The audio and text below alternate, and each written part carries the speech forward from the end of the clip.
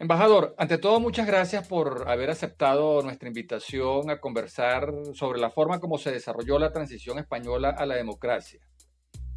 Embajador, hemos oído hablar del intento de golpe de Estado que encabezó el teniente coronel de la Guardia Civil, Antonio Tejero.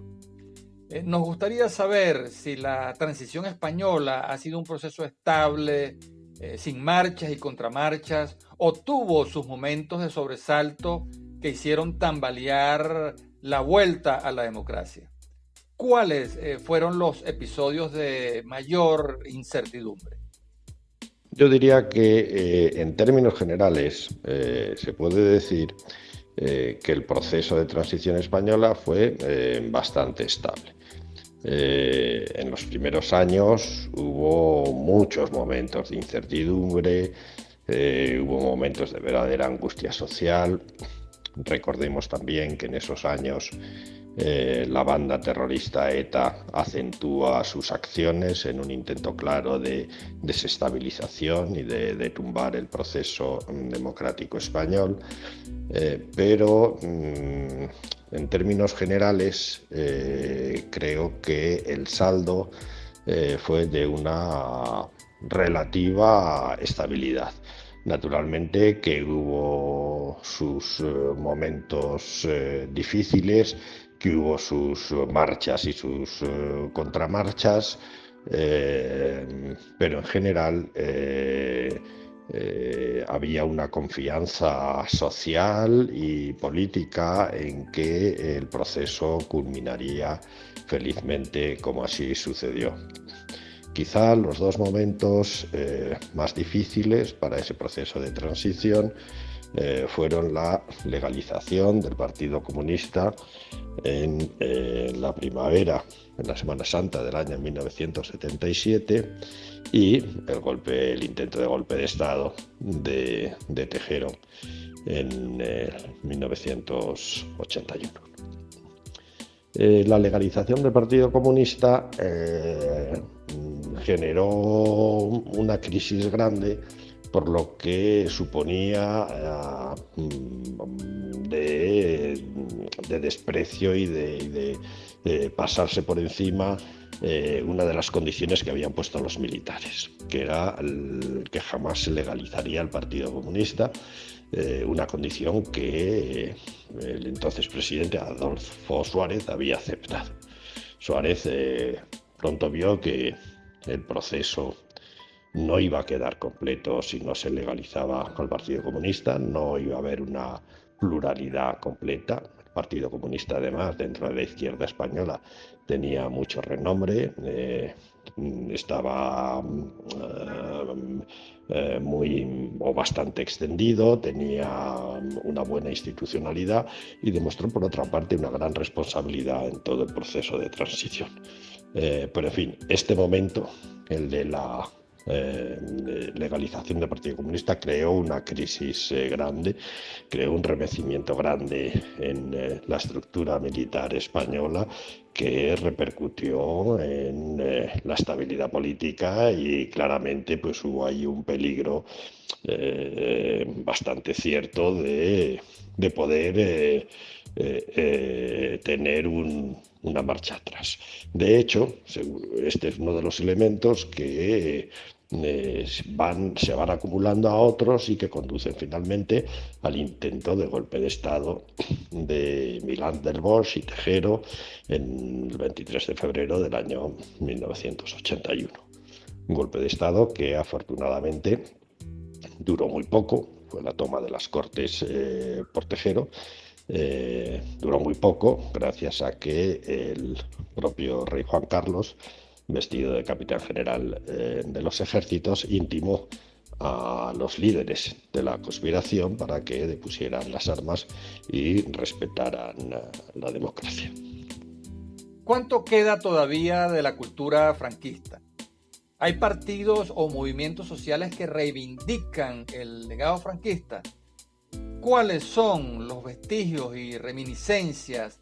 que aún quedan del régimen franquista y que es necesario erradicar para lograr la restauración plena de la democracia española? Bueno, de la cultura franquista actualmente, yo diría, sí, simplificando, pero básicamente ateniéndome a la verdad, pues que no queda nada. Es verdad que ha surgido en los últimos años un partido que reivindica de alguna manera el legado franquista, que tiene un apoyo popular notable, que es Vox, pero este apoyo popular hacia este partido, que es verdad que es un partido muy conservador y que tiene una mirada hacia el pasado, pero no porque quiera hacerlo presente, sino como manera de protesta contra distintos aspectos de la política actual que no les gusta. Es una ultraderecha homologable a otras ultraderechas europeas que en principio no tenemos que pensar que quieren la instauración de un régimen fascista, de un régimen sin libertades, con persecuciones políticas, etcétera, etcétera, lo que definió aquellos regímenes y lo que definió el régimen franquista en España, que era una dictadura durísima, sino que digo que tienen que ver con protesta hacia determinadas condiciones y situaciones en las sociedades europeas de este siglo XXI. De manera que no es que haya que superar ninguna reminiscencia franquista para la recuperación plena de la democracia española. Antes he dicho que según estos índices que manejan varias universidades del mundo, instituciones que se dedican al estudio de las situaciones políticas y de las democracias en el mundo, España está en ese puñado privilegiado de democracias plenas que no llegan más allá de 24, me parece, según el último conteo. Embajador, y ya para finalizar esta interesantísima conversación con usted, quisiéramos preguntarle cuál cree que fue el costo más importante que tuvo que pagar la sociedad española para recuperar la democracia y la alternabilidad en el poder. La sociedad española había desarrollado en los últimos 10-12 años una clase media bastante extendida que incorporaba un cambio importante en su situación económica y en su mentalidad, tanto en la mentalidad social como en la mentalidad individual, en el juicio sobre las conductas de los individuos. Era una sociedad que se había ido haciendo progresivamente más tolerante, más abierta y que estaba preparada para una vida democrática. De hecho, las semillas de la democracia florecieron en esa sociedad inmediatamente y prosperaron de una manera muy llamativa y que fue ejemplar para muchas otras sociedades. El precio que hubo que pagar pues fueron esos años de angustias, de incertidumbres, de no saber al final cuál iba a ser la desembocadura de todo ese proceso,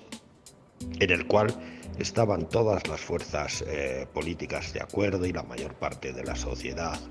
Y luego más tarde, y estoy hablando como 20 años después de haberse producido la transición, pues empieza a considerarse que en ese proceso no hubo, como sí ha habido en otros procesos, ese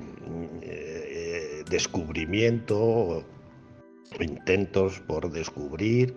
la verdad y hacer justicia y hacer reparación a las víctimas de la guerra y sobre todo, más que a las víctimas de la guerra, a las víctimas de la represión. Esto lo intentaron hacer la Ley de Memoria Histórica y la Ley de Memoria Democrática, también nos hemos referido a ellas, pero seguramente de forma limitada. Quizás, pero ya es un coste que apareció bastantes años después. Lo que quiero resaltar es la la sintonía, la casi unanimidad que se reflejó en la aprobación de la Constitución de 1978 que había en toda la sociedad española en cuanto al proceso de transición. Lo que demuestra este proceso es precisamente que sociedades que salen de una situación de conflicto pueden asentar sobre las bases del diálogo, de la tolerancia y del perdón una sociedad en paz, mucho más amigable, sin resentimientos, que mira hacia adelante, que crece rápido y que se tolera y que se respeta. Hoy en día la sociedad española tiene muchos otros desafíos, algunos muy graves, quizás tan graves como los que tuvo entonces en 1975, en aquellos años de la transición, pero en aquellos años hay que decir que esa unanimidad de la sociedad española en torno, o casi unanimidad en torno a la necesaria transición democrática, dio a la luz uno de los periodos de mayor bienestar económico y mayor bienestar social también, en el sentido de una sociedad que se ha reconciliado consigo misma y que se quiere a sí misma, que hemos tenido pues probablemente en los últimos 2 siglos. Agradecemos altamente al doctor Ramón Santos, embajador de España en Venezuela, por esta interesantísima conversación que nos ayuda a entender las causas, razones y motivos que hicieron posible el complejo proceso a través del cual, después de 40 años de régimen franquista, la dictadura finalmente transfirió a los civiles el poder político y el control de las instituciones españolas.